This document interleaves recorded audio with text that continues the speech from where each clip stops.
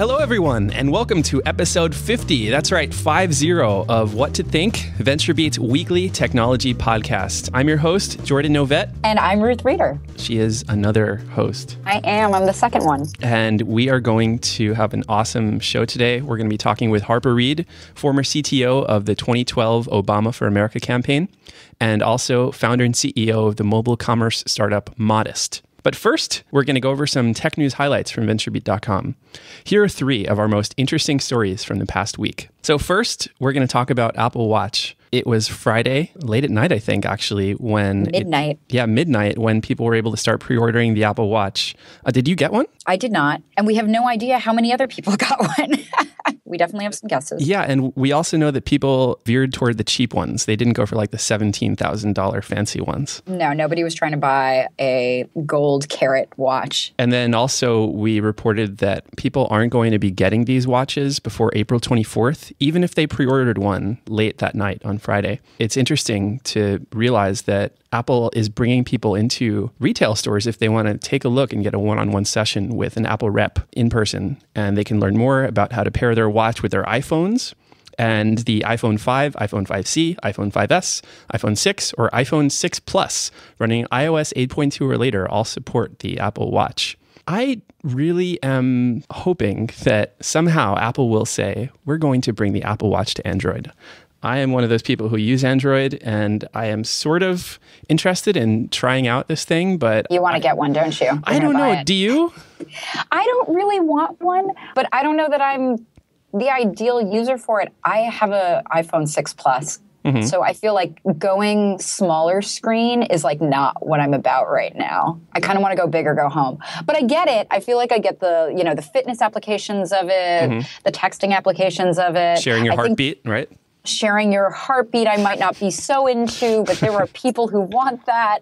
The payments aspect of it, I don't totally get yet. I feel like people are just getting used to like tap to pay on their phones and other, even just cards. I don't totally see the allure. I don't know about Android, but I'm sure that they will eventually make something that connects them. They have to, don't they? People are wondering if Google will start to make Android Wear something that can work with iOS devices. So it would be playing nice if Apple were to say, you know what, we're going to let you Android phone users pair it with the Apple Watch.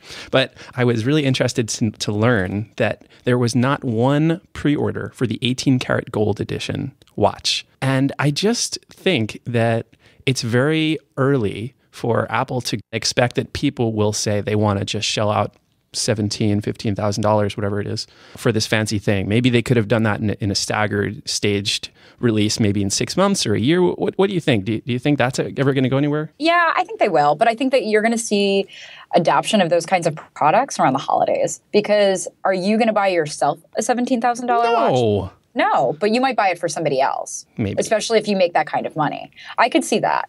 Definitely around the holidays is when we can look for that, and maybe, looking to next year around like Valentine's Day or something. Okay. You tell me what to think then.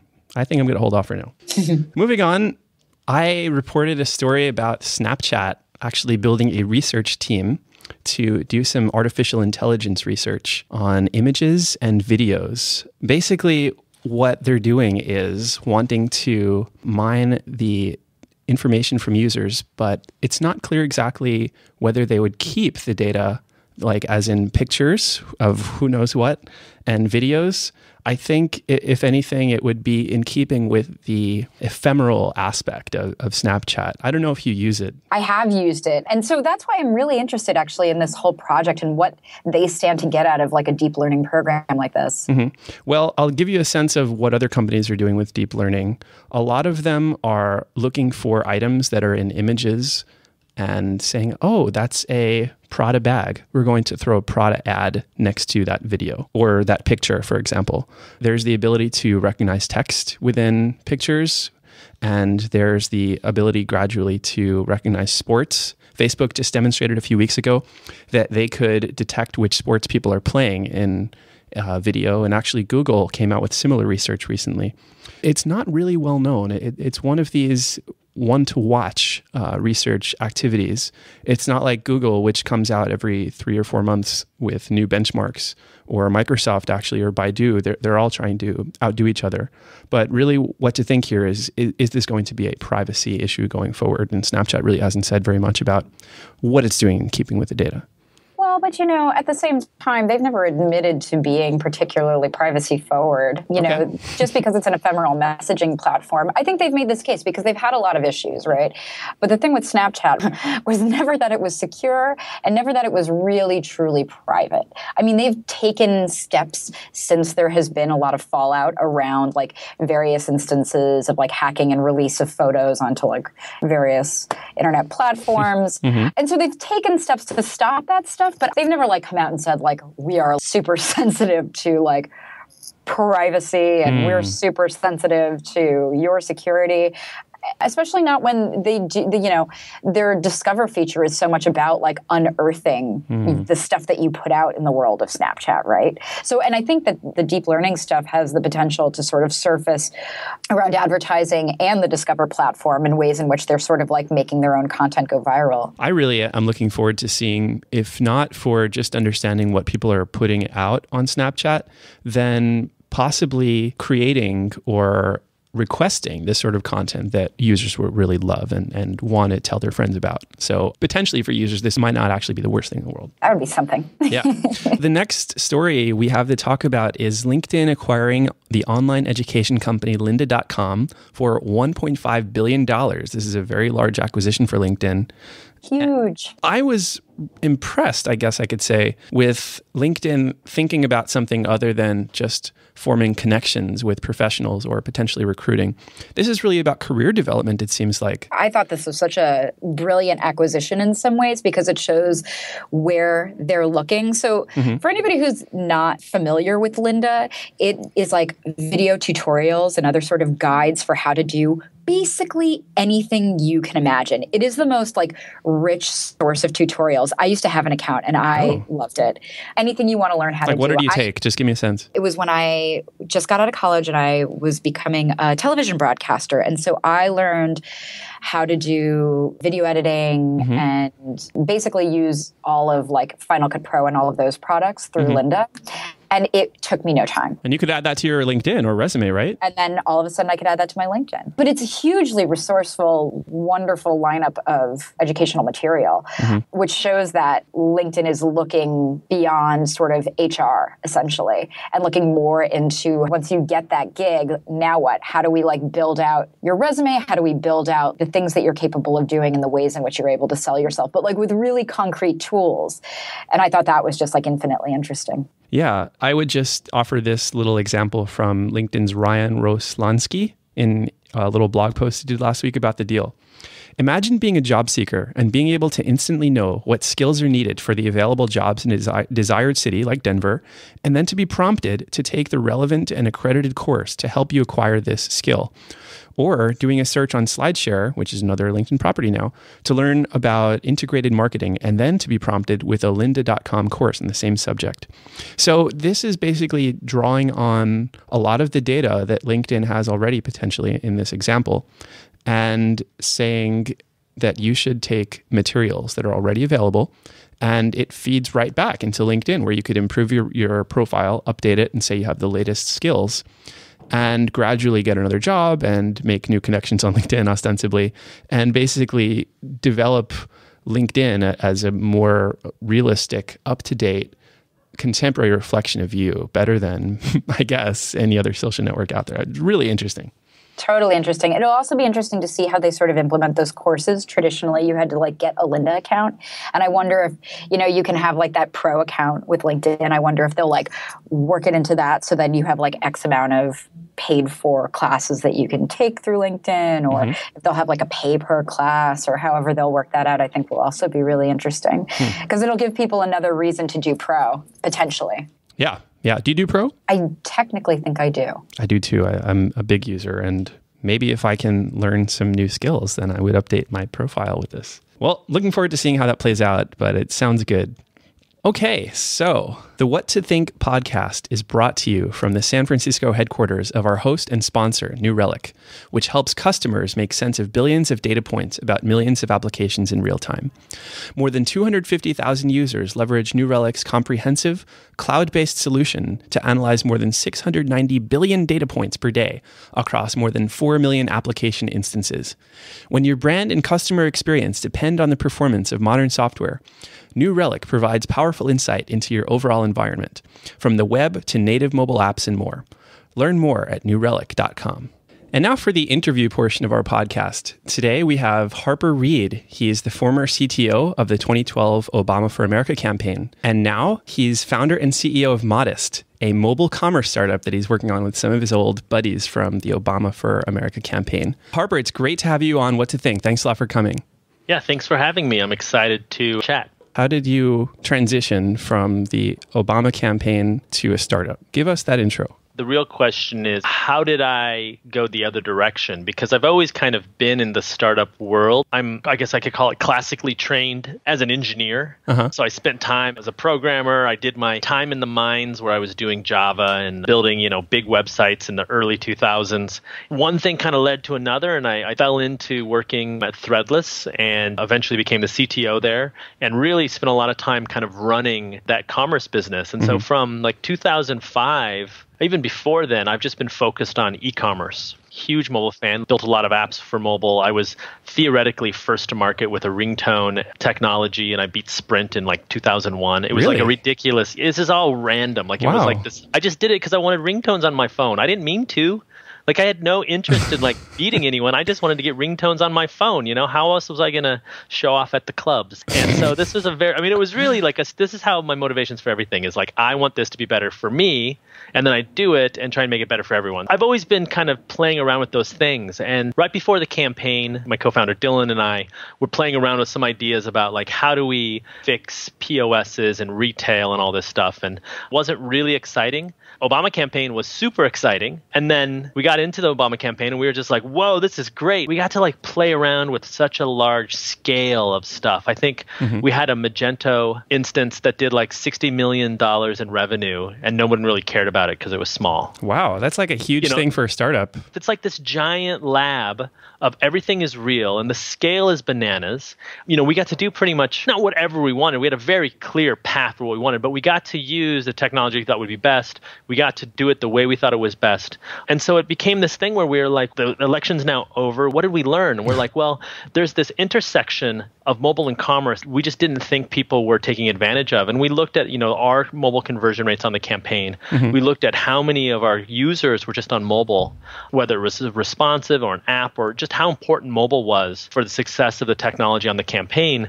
And then we were like, I would have loved to have this at Threadless. And that was that kind of eureka moment where we're just like, wait a minute. And of course, we fist bump and we're just like, yeah, let's do it. It was just kind of this thing that came together. But I'd have to say the outlier when I look at my career is the campaign, not so much the startup. Well, tell me what has happened when you've built this startup with services. I think it's for iOS, right? Can you just walk us through what's available? We kind of did it how we know how to do it, which is we built a very large kind of platform that powers what we're trying to do. And what we're trying to do is make commerce on mobile not suck. I think what happened is we had actually tried to buy something on mobile from a normal retailer. There was people who were killing at it. I mean, I used to love cruising like Fab on my iPhone, just kind of seeing, because it was just so rich and it was fast and there's good interface animations, all this fun stuff. Like Spring is another one right now where you're just like, this is a great interface. But then we're just like, how do we solve this for the kind of normal retailers who, they may be very large businesses, but they don't have any iOS developers. So how do we make it super easy? And so our first product just allows retailers who use a Shopify or a Magento to pretty quickly get a iOS app generated for them. And then Android's coming soon, but we wanted to start with iOS. That was the thing we launched with. Ruth, I know you've been following a lot of commerce. I was just going to ask you, isn't this sort of critical consciousness? Doesn't everyone want to get mobile revenue coming in? Totally. Here's the question I really have, which is, how do you make mobile not suck? And also not just not suck, because I've been doing a fair amount of mobile shopping lately because I write about it and I figured that I should probably do my shopping on mobile. Just doing your part for the economy. Exactly. And it has so many different problems, one of which is just the interface, which it seems like you're generating apps that you can actually want to look at and use in an efficient manner. Yeah. But then you have this other problem, which is like, I want to be able to shop for lots of things, like I do on Amazon, for example, but the app experience for some of those things is just like so horrifying. And then you like want to buy multiple things and you're like, well, why can't I just buy these things together? But then you have the universal shopping cart, which has its own problems. There are a lot of issues. This is actually the entire reason that we named our company Modest, because we were like, we are going to make a small, modest change, and we're going to greatly affect how things work. Here's the thing that we started out doing, and you nailed it. That was exactly what our entire thought process was, which was mobile, it just isn't good enough. Mm-hmm. It's great for, in some cases, discovery. Like I love, almost more than anything, like sitting on the bus here in Chicago and someone sends me a shirt and I look at it and I think, that's a great shirt. And then that's about as far as I get. Mm-hmm. And so we were like, how do we solve this problem? So actually what we did is we started taking features out of e-commerce. A lot of these features that have been added to e-commerce for years, my co-founder Dylan likes to say that if you look at e-commerce generally, it looks pretty much the same as the Sears catalog did. There's two options here. One, we actually nailed e-commerce like 100 years ago, or it's time to change some things. Yeah, I think it's the latter. We chose the latter. And so some of the things we changed, for instance, is every single thing is one tap. There's no shopping cart. There's no confusion about, I want this and that. But part of that means that we have to have a lot of intelligence on the back end to be able to handle what happens if you order two things. We don't want to send you two boxes. We want to be conscious about the environment and all that. We want it to be very efficient. Mm-hmm. We want to be efficient in the logistics. So we have a lot of intelligence to make sure orders are combined in a real good way, make sure people are happy with when they receive multiple orders from individual orders. The other thing we did is we made it so it's just much easier to find your products. And we're very proud of our interface. We're proud of the design. And we're excited about getting that kind of to more retailers. And to answer the app problem, this is something that comes up quite a bit, but it also comes up the other direction as well, which is, there's two things really. The first one is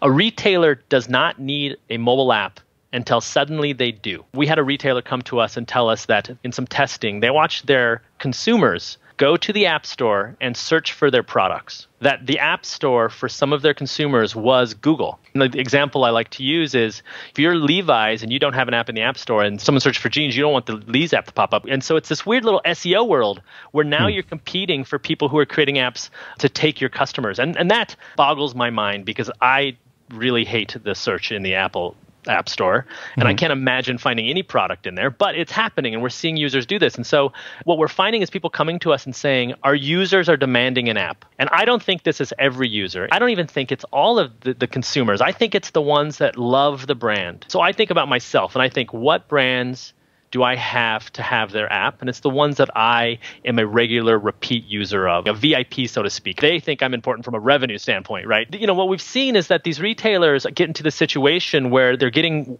questions, people want the app, and then they create it, and then it's really this kind of field of dreams situation. But you have to treat the app the same way you treated Facebook pages when Facebook pages became a thing that retailers started using. You have to do list building. You can't just launch an app and assume it will work because there is a discovery issue. And I don't disagree that I wish everything was just available on some app, but there's many startups that are trying to, my favorite one right now, no one's seen it, but it seems interesting and it's kind of fun to watch, is Jet, right? Trying to beat Amazon at this stuff. And so we're not solving that problem. We're solving the problem. You're a big retailer. You're in the Midwest. You have a really great opportunity. You have great products. You can ship anywhere in the US very quickly, but your mobile app is gone. It sucks. Or you just don't have one, but your users want one. It sounds really good in theory. And I know you have Intelligentsia Coffee. Yeah, if I remember, that's like a Midwest brand, actually. How's it going in terms of getting people to sign up for this and use it on a regular basis? We have three kind of products. Intelligentsia is using our middle product, so the three products are, we have our native apps that you can just get by going to modest.com. It's very simple, very straightforward. The middle one is an SDK. It actually allows for any iOS developer to drop in in an e-commerce experience into any app. So the cool thing about Intelligentsia was they already had an app. In 2010, they released this app. It won some awards. It looked really good. People were using it every day. They have, 1,200-ish people that are using this app, and they're using it for coffee timing. So it has the various settings for timing coffee, and I'm not a big coffee drinker, so it seems to work great. People use it every day. And so what they were able to do is they were able to actually add e-commerce to this app that people were already using. And it's this really neat opportunity of having an audience and then giving them that opportunity to convert. Because they're already the fans, they already like Intelligentsia, they're already there. They just don't have an opportunity to get done what they should get done. And so I like to think of this as the 8 o'clock, I'm getting up, I'm making my coffee, oh my God, there's no coffee. And you just hit the button and suddenly coffee arrives. You like to use the word bananas, and I just wonder if it's doing bananas in sales over there in Intelligentsia, or what? What's the result? I obviously can't talk about Intelligentsia's sales, but I think that they're very happy with it, and I think they have a public quote on our website about her, is that they found that there's customers that they weren't normally getting. Their retail stores are in Chicago and LA and New York, and so if someone in Omaha or whatever is ordering coffee, that may have been someone they weren't actually converting before, and so that's the exciting thing about mobile. I'm curious on the payments end. There's been a lot of new solutions, Apple Pay, and some old solutions, Google Wallet and the like. And what are your thoughts on those? Do you integrate with all of them? Does it make the one-touch thing a lot easier? Yeah, this is actually a fascinating topic for a couple reasons. One, we chose to make it as easy as possible for the retailer, which means it's very hard for us, the people building it. And what that means is that we're choosing to integrate with pretty much everything. So right now, you can use Stripe, Braintree, Authorize.net, CyberSource if you're insane. And then we support Apple Pay for many of those. And so Apple Pay is really interesting. And that's what I think is exciting about this is obviously the direction that Modest is going is the same direction that Apple is going. Not that we're as good at Apple or anything like that. But what I mean is this idea of how do we simplify the transaction? How do we make it as simple as possible for you, the consumer, to get something done? We like to talk about this as when you show intent to buy, that should be it. You should just be able to buy it. You shouldn't have to check a bunch of boxes and enter your address 10 times. But what we noticed is with Apple Pay, it actually is 2 steps. What are those steps? I don't have one. You click buy, and then you put your thumb or your finger on the fingerprint reader, and then that's it. Ruth, are you doing that, by the way? Yes, I am. Isn't it fun? It is kind of fun. Yeah, I love it. I've been doing a lot of mobile shopping. I did one a week ago with Keep. Are you familiar with them? Yeah, Keep's a really cool company.